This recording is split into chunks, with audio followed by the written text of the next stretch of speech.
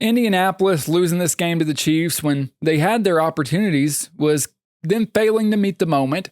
And that was something we all were wondering, could they actually go in there into Arrowhead and win this game? Could they end the Chiefs season? Could they prove they're a real Super Bowl threat? The answer to all of those questions was no. I don't know if you would say that they got exposed in this game because it was obviously a very close competitive game that the Chiefs almost lost. The Colts could have won this game. I do think this game just shows you the big problem with the Colts, which as much as I love Shane Steichen, and I really do, I think he's an offensive wizard, and I love Lou Anarumo. He does a great job with the defense. Cincinnati was stupid for letting him go because their roster was bad. The thing I've been saying is this team, it has a Jonathan Taylor superstar, carrying them. So when they get into these games where you shut Jonathan Taylor down or you greatly limit him and force them to pass the ball with Daniel Jones, it's probably not going to look the same. It's probably going to fall apart. We saw that when they played the Steelers of all teams. And today, the Chiefs did a great job reining Jonathan Taylor in. He had that one run for 30 yards or whatever. But other than that, I think it was a run, might have been a catch, whatever. Other than that, he was, reined in under 60 yards. And Daniel Jones had to throw the ball to win the football game. And he had opportunities, especially late in the game when the Chiefs were sending blitzes. He had open guys and he missed them.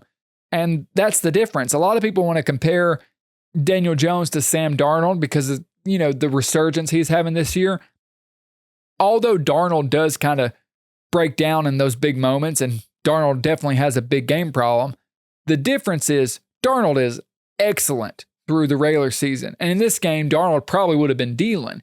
Daniel Jones is way more limited than Darnold. Darnold has, some elite traits. Daniel Jones really doesn't. And while he's done a great job managing the offense and doing what Steichen asks him to do, and we've seen how good Shane Steichen is when you actually give him a competent quarterback, and really that's all he's going to need to be most of the season.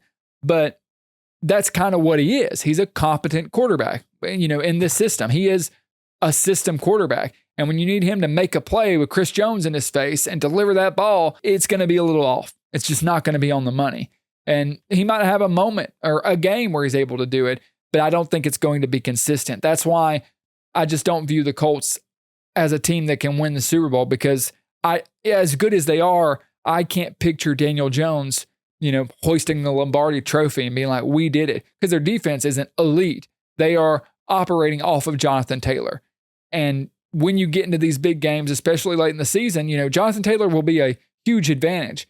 But I am a believer that in this era of football, there's going to be moments in the playoffs where your quarterback has to put the team on his shoulders and win the football game for you. I feel like we see it every year, despite your defense, despite how good the team is, whatever. And now a quarterback at Daniel Jones level can do that. They can have games like that. We've seen that. Even if they haven't had them before, it could be like, wow, he did it when he needed to. But I'm just not going to expect Daniel Jones to do that. And the Chiefs were able to expose the biggest flaw with Indy. You don't want to say they're one-dimensional because they're not. They got a lot of pitches, but all of them come off of the fact that Jonathan Taylor has to be a big weapon. He has to be the focal point of the offense. And when you start to take that away, you 4 straight 3-and-outs to end the game. You have your opportunities and you can't capitalize on it because Daniel Jones just isn't that kind of quarterback. They're still in a good spot. They're more than likely going to have a home playoff game. They shouldn't look at this loss too bad. They need to recalibrate, move on, try to win out, and then see who you get in the playoffs.